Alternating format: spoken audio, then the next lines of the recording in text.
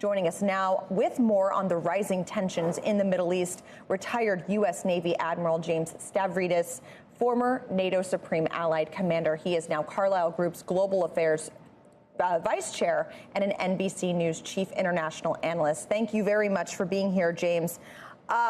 So what do you make of the current situation in the Red Sea? Why don't we start there as we kind of assess the overall safety concerns as well as the potential for more commerce to be diverted around the longer route?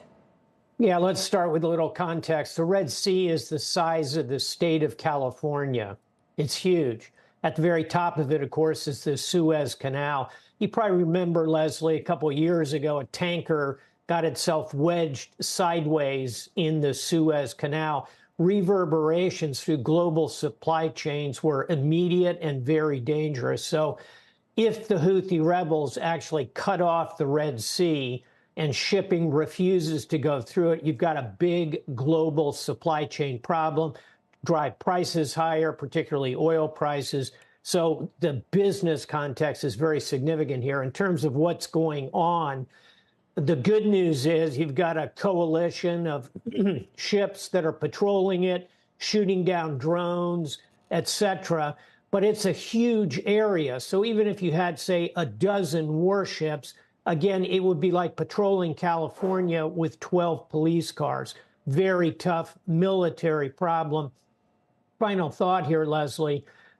Ultimately, playing defense, just having those warships out there is probably not going to solve this. It's going to require offensive action, go ashore, go after these pirate camps, if you will, the Houthis. It's what we did 10 years ago off the coast of East Africa with Somali pirates. These Houthis, funded, trained, organized by Iran, even more dangerous. Yeah, well, what does that mean, going on the offensive there, especially as there's growing concern about a direct conflict between the U.S. and Iran? How long can we see these just overall proxy attacks, proxy militants continue without there being more of a contagion effect? Yeah, you've identified the exact conversations that are happening right now in the White House. They want to, on the one hand, avoid widening this into a war with Iran. Distinct possibility if you go on the offense and you start blowing up these camps established and funded and trained by the Iranians. That's one end of the spectrum. On the other hand, my view, you simply can't allow this to go on if global shipping is going to stop using this critical path. So I think ultimately the administration is going to have to make offensive moves, striking against those camps in the southern part of the Arabian Peninsula to the right of where you're showing the graphic on the map. Yeah, Admiral, it's Brian. Hi. Happy New Year. I'm going to say something that's probably going to sound a little bit gross, but I think it's true just based on conversations I've had with people in D.C.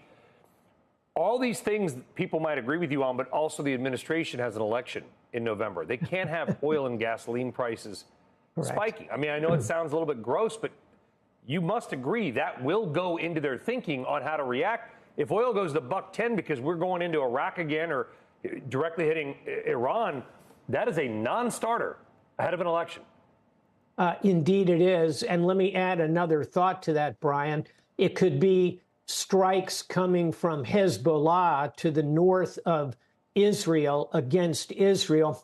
That would tend to draw the United States into this crisis. So it's not just what's happening at sea. And third potential scenario to worry about, if Iran ups the game against our troops, and little known to Americans, we still have several thousand troops in Iraq, hundreds of troops in Syria. Iran has been launching strikes at them as well. So it's a very difficult political calculus for the administration. And I think you're correct, Brian. They're going to stay on the side of being pretty conservative, doing all they can to contain the crisis. I'll close with this. Admiral, on that note, I want you brought it up, and I mentioned it earlier in the show, and I've tweeted out about it as well.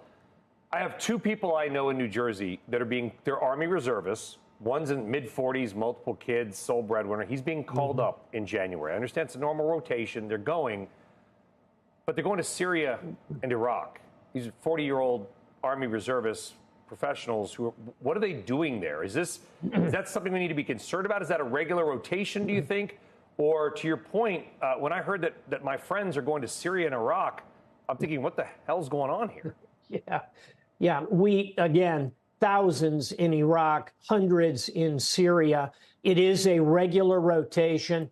A lot of it has to do with special forces that are doing three things. They're training the Iraqis so that they can defend Iraq against Syria and against particularly Islamic State. Number two, they're going after the remnants of the Islamic State. And number three, they're working with some of our coalition partners in the civil war in Syria. It's little known, it's dangerous work. And to the conversation we're having here, it could be a place that could ramp up. So I know they're going very bravely to do their duty, and we should all appreciate that.